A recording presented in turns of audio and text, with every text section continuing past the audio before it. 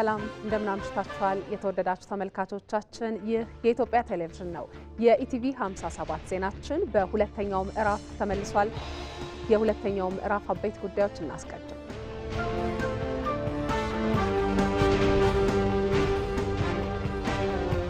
መድኃኒቶች ለህብረተሰቡ በተገቢው መልኩ እንዲደርሱ የተቋማት ቅንጅት አስተዋጽኦ ማበርከቱን የጤና ሚኒስቴር ገለጸ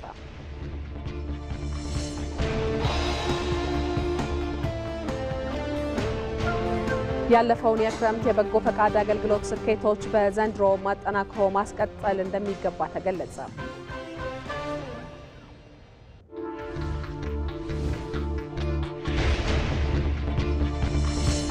ከውጭ አሜሪካ ከኢራን ጋር ወደ ድርድር መመለስ ከፈለገች ዳግም ወታደራዊ ጥቃት እንደማትፈጽም ማረጋገጥ አለባት ስትል ኢራን አሳሰበች።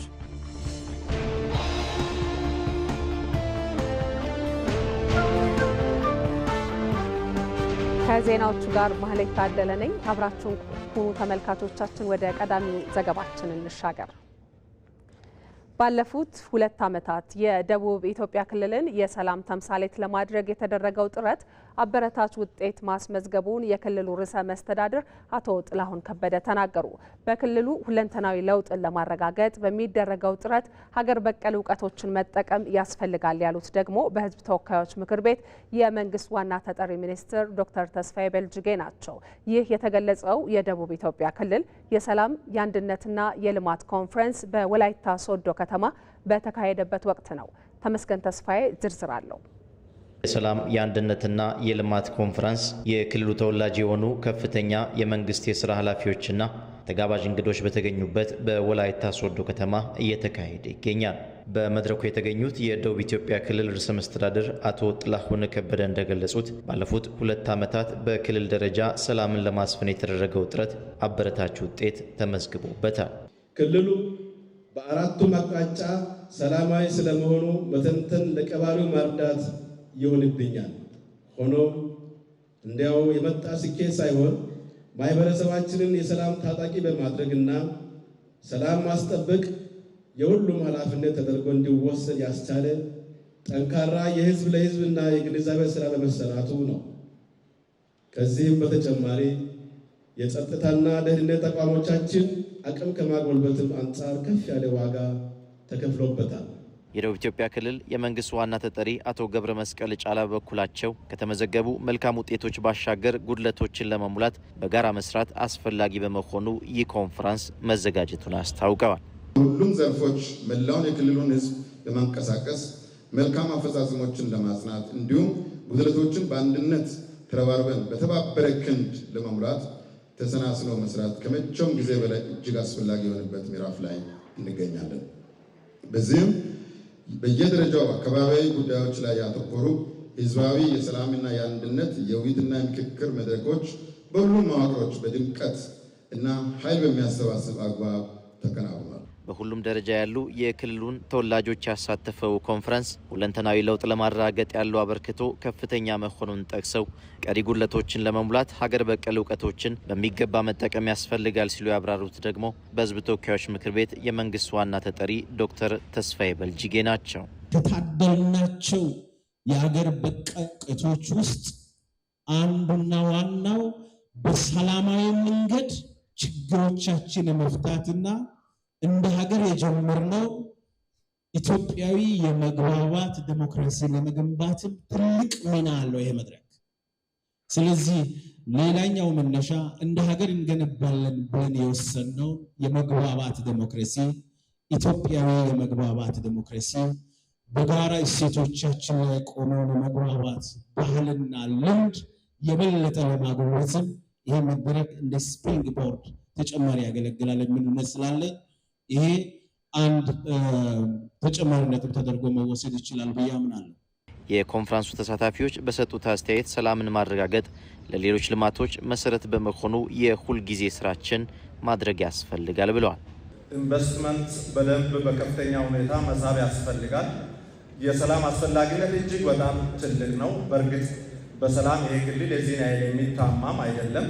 ነገር ግን ትንሽ ኮሽታዎችም ቶሎ ሊከስሙ ስለሚገቡ የፖለቲካ መዋቅሩን ማገዝ በሚችል ልክ ጥንቃቄ ባለው ሁኔታ የሽማግሌዎች ምክር ቤት ቢደራጅ እዚህ ቤት የተመራረቅን እዚህ ቤት የተሻላለውን ፍቅር ስንወጣ የዘመንን እዛ ሰፈራችን እንደጸበል ብንረጭ ብናሸንፍ በፍቅር ለ2 ቀናት የሚቆየው ክልላዊ ኮንፈረንስ በነገው ዕለት ተጨማሪ የመንግስት ከፍተኛ የስራ ኃላፊዎች በተገኙበት ቀጣይ አቅጣጫዎች ላይ ውይይት ተደርጎበት ይጠናቀቃል ተብሎ ይጠበቃል።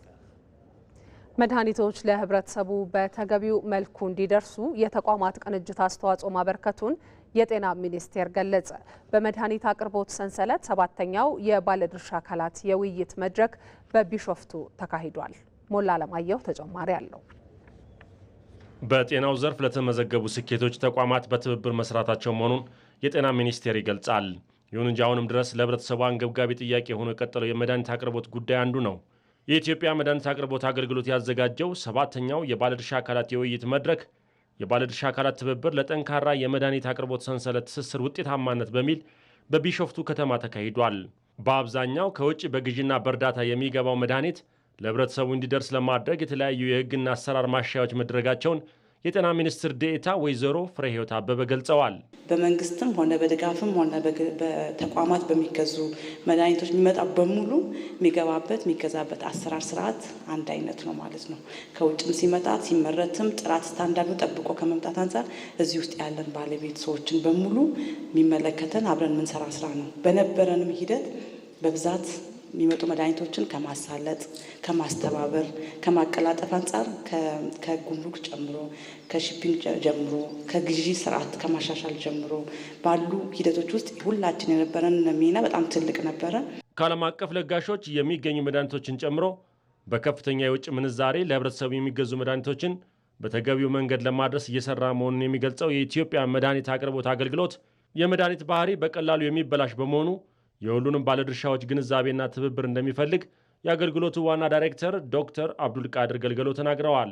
ጉምሩኮች መድኃኒት ባህሪን የለዩበት ቶሎ አቀላጥፎ ወደ እንዲወጣ የሚያደርጉበት ስርዓት እየተፈጠረ መጥተዋል።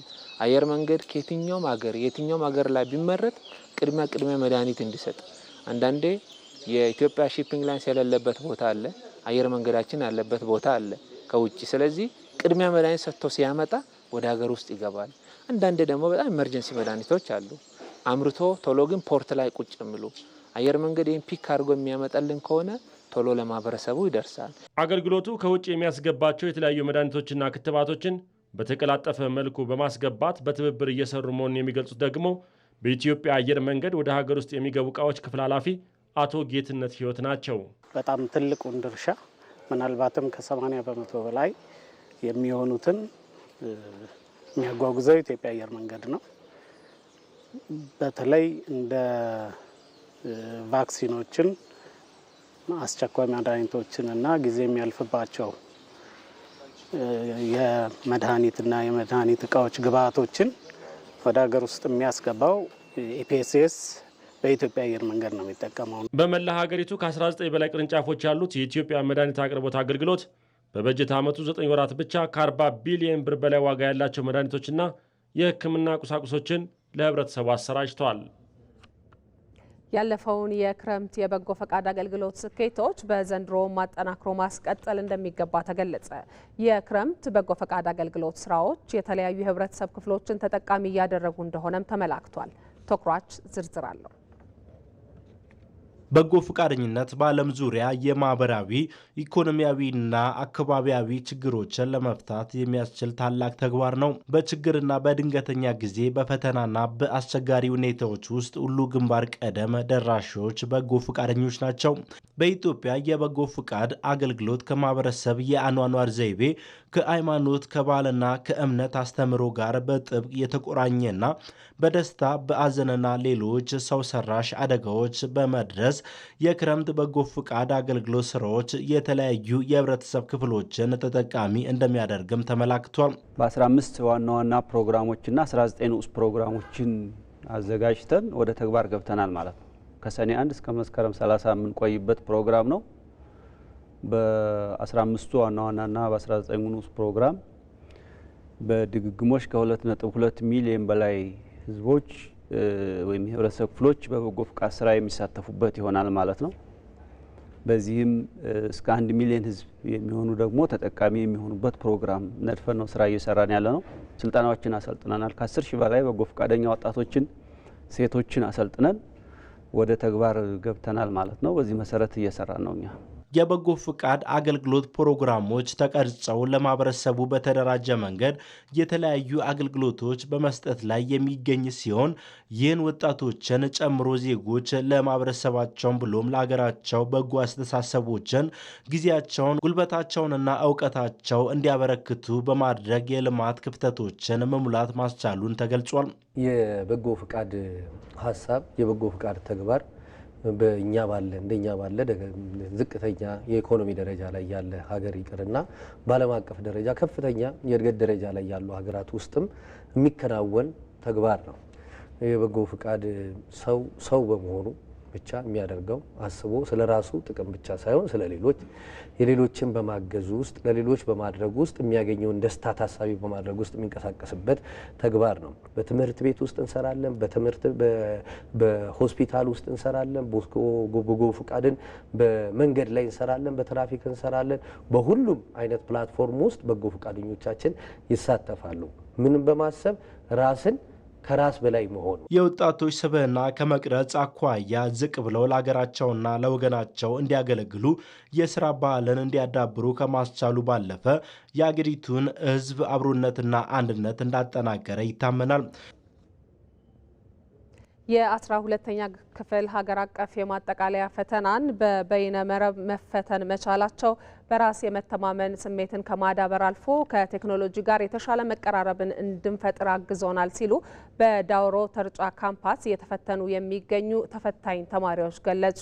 የክልሉ ትምህርት ቢሮ በበኩሉ ተማሪዎቹ የተሻለ ውጤት እንደሚያስመዘግቡ የተከናወኑ ተግባራት ስለመኖራቸው አስታውቋል። ሪፖርተራችን ሰለሞን ባረና አስተያየቶቻቸውን እንደሚከተለው አሰባስቧል። ትምህርቱ ኦንላይን ለእኛ ስንፈተን ያው ተዘጋጅተናል። ያው ትምህርት ቤቱም አሳይቶናል በሚገባ ልክ። ያው ፈተናውም በዛ ልክ ነው። እንግዲህ ስንፈተን ያው አሪፍ ነው። ምንም አይደለም። እንደፈራ ነው አይደለም። መጀመሪያ ብዙ ፈርተን ነበር ከኮምፒውተር ጋር ስላልቆየን ግን ባሳዩንና ባስተማሩን መሰረት በጣም ጥሩ ነው። ኦንላይንን በተመለከተ በጣም አሪፍ ነው። ከጥያቄ በጣም የተሻለ ሁኔታዎች አሉ እና ያለው ነገር አንደኛ ኩራጃ ከማስቀረት አንጻር በጣም አስፈላጊና ለተማሪ ምቹ ነው እና ተማሪ ሺት ላይ ከሚሰራ ይልቅ በጥያቄና በዛው ደግሞ በኦንላይን ፈተና መፈተን በጣም ጠቃሚ ነው። እኔ ደግሞ እንደ ራሴ በጣም ጠቃሚ ብዬ ነው የተቀበልኩት። ይህ ሁኔታ ቢቀጥልና የተሻለ ለውጥ ማናመጣበት ምክንያት የለም። ፈተናው በጣም አሪፍ ነው። በሰላም ተፈትነናል። መረባበሽ የለም። በሰላም ነው የተፈተነው። ፈተናው በጣም አሪፍ ነው። ዝግጅቱም አሪፍ ነው። 4 ዓመት ሁሉን አጥንተናል። የፈተናው ፈተና ጥሩ ነው። በቃ ቁጥጥሩ ምናምን ደስ ይላል። ተማሪ አልተሰረቀም። ራሱን ችሎ ነው የሰራው። ተማሪዎች ሁሉ ራሳቸውን ችሎ በሰዓቱ ነው የሰራው። ምንም የተለየ ገጠመን እንቅፋት የለም። በፍተሻ ሰዓትም የተገኘ ምንም የተለየ ማቴሪያል የለም። ወረቀትና እስክሪብቶ ይዘው የመጡ ተማሪዎች ናቸው። ወደ ክፍል ሄደው ዛሬ ፈተናውንም ሲጀምሩ በተሳካ ሁኔታ ነው የጀመሩት። ሲጀምሩም አሪፍ ነበር። ምንም የመረበሽ ስሜት አይታይባቸውም። ያ ማለት ተመክሯል ማለት ነው። ወደ ትምህርት ቤት ሲመጡ አስቀድሞ በትምህርት ቤት ደረጃ የተሰጣቸው ኦሪንቴሽን ከጸጥታው አንጻር ከትምህርት አንጻርም የተሻለ የተሰሩ ነገሮች እንዳሉ ያመለክታሉ። በዚህ እኔ ደስ ብሎኛል። ዝግጅት ምዕራፉ የተሻለ ነው ከአምናው። መምህራንም በደንብ ተዘጋጅተው አስጠንቷሉ፣ አስነብቧሉ። ተማሪዎችም በትምህርት ቤታቸው ግቢ ውስጥ በተለያየ ሁኔታ አድሮ እንዲያነቡ እንዲያጠኑ ነው የተደረገውና ስለዚህ የተሻለ ውጤት ይመጣል ብለን ተስፋ እናደርጋለን። ኢቲቪ 57 በዝርዝር ወደሚመለከተው የውጭ ጉዳይ ደግሞ እንሻገራለን። አሜሪካ ከኢራን ጋር ወደ ድርድር መመለስ ከፈለገች ዳግም ወታደራዊ ጥቃት እንደማትፈጽም ማረጋገጥ አለባት ስትል ኢራን አሳሰበች። አለምነህ ዋሴ ዝርዝር አለው። አሜሪካ ከኢራን ጋር ዲፕሎማሲያዊ ድርድር የምትፈልግ ከሆነ ዳግም ወታደራዊ ጥቃት ማድረግን እርም ይሆንብኝ ማለት አለባት ሲሉም አንድ ከፍተኛ የኢራን ባለስልጣን አስታወቁም። ባለሥልጣኑ ምክትል ውጭ ጉዳይ ሚኒስትር ማጂድ ታክችራቫንቺ እንዳሉት ፕሬዚደንት ትራምፕ ከኢራን ጋር ወደ ጀመሩት ድርድር መመለስ እንደሚፈልጉ በሦስተኛ ወገኖች ለኢራን ጥያቄ አቅርበዋል። ይሁንና አሉ ባለሥልጣኑ ፕሬዚደንት ትራምፕ ጥያቄያቸውን ሲያቀርቡ በጣም አስፈላጊ በሆነ ዳግመኛ ወታደራዊ ጥቃት ያለመፈጸም ጥያቄ ላይ አቋማቸውን ግልጽ አላደረጉም ብለዋል። ፕሬዚደንት ትራምፕ በተለይ 100 ሜትር ከመሬት በታች ጠልቆ የተገነባው ፎርዶ ምንም ሳይተርፍ ሙሉ በሙሉ ወድሟል ቢሉም የፔንታጎን የስለላ ኤጀንሲና አሁን በመጨረሻ ትናንት ደግሞ የዓለም አቀፉ አቶሚክ ኤነርጂ ተቆጣጣሪ ድርጅት ኃላፊ ራፋኤል ግሮሲ ከባድ ጉዳት መድረሱ እሙን ቢሆንም እንደተባለው ግን ምንም ሳይተርፍ ሙሉ በሙሉ አልወደመም ሲሉ ለአንድ የአሜሪካ ቴሌቪዥን በሰጡት ቃለ ምልልስ አስታውቀዋል። የኢቲቪ 57 ዜናችን ይቀጥላል። ተመልካቾቻችን፣ አሁን ሰዓቱ የቢዝነስ ዘገባዎችን የምትከታተሉበት ነው።